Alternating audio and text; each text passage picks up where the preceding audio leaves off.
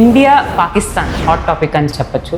India Pakistan relations ఎలా ఉన్నాయి? 1947 నుంచి ఇప్పటి వరకు చూసుకుంటే రిలేషన్షిప్ పాకిస్తాన్తో ఇంత లో ఎప్పుడు వెళ్ళదు. మన దేశం యొక్క కోపాన్ని పాకిస్తాన్ దేశం ఎలా అంటే, నేను చిన్న దేశాన్ని, ఇండియా పెద్ద దేశం. సో ఈ చిన్న దేశం ఈ పెద్ద దేశంతో పోటీ పడాలి అంటే ఇక్కడ కూడా ఒక పెద్ద దేశం సాయం కావాలి.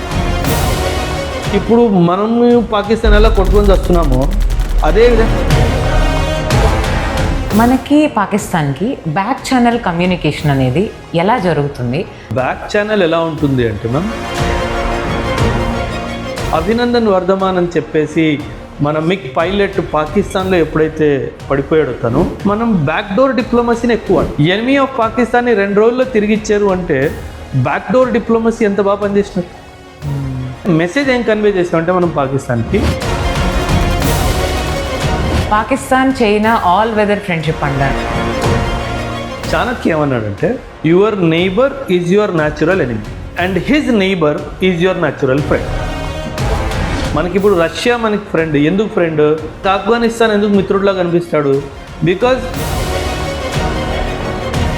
ఇప్పుడు చైనా పాకిస్తాన్ ఎందుకు ఫ్రెండ్స్ అయ్యారు అంటే 2 వైపులు చెప్తారు. పాకిస్తాన్ వైపు ఎక్కువ చూస్తున్న ఇష్యూ సర్ క్రీక్ రీజియన్ గురించి ఇష్యూ జరుగుతుంది. ఈ సర్ క్రీక్ అన్నది పాకిస్తాన్కి ఒక విషయం ఏం అర్థం కావట్లేదు అంటే, నేను బై ల్యాండ్ కరాచీ పోర్ట్కి వెళ్ళాల్సిన అవసరం నాకు లేదు, నేను బై వాడికి బుర్రలేదు. నాకు చైనాయే కానివ్వండి, పాకిస్తానే కానివ్వండి, ఆఫ్ఘనిస్తానే కానివ్వండి, ఇరానే కానివ్వండి, టర్కీయే కానివ్వండి, ఎవడైనా సరే నా దేశం మీద ఎవడైనా ఎక్కడైనా విరుద్ధంగా మాట్లాడితే వాడిని అక్కడ పోయి వేసేయాలా, పబ్లిక్గా చెప్పాలా, నేనే వేసేసాను.